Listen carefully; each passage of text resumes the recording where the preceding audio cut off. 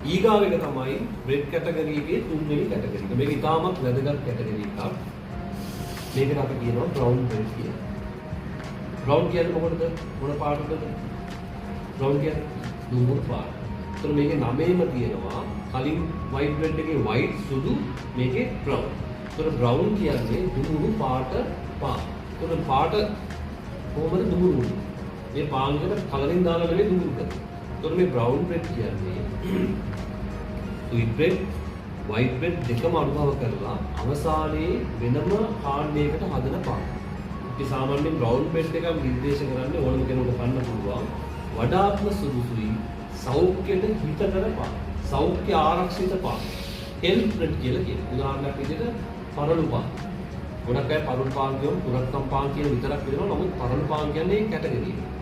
ඒතර තව ගත්තොත් එහෙම whole wheat bread, rye bread, sovital bread, multigrain bread මේ ඔක්කොම brown bread.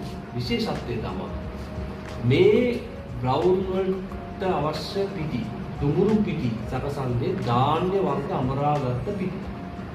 එහෙමද? කොහොමද ධාන්‍ය වර්ග දුමුරු පාටයි? ඒක ධාන්‍ය වර්ග අමරාගත්ත පිටි වලින් අපි හදන පාන් වලට කියනවා brown bread කියලා.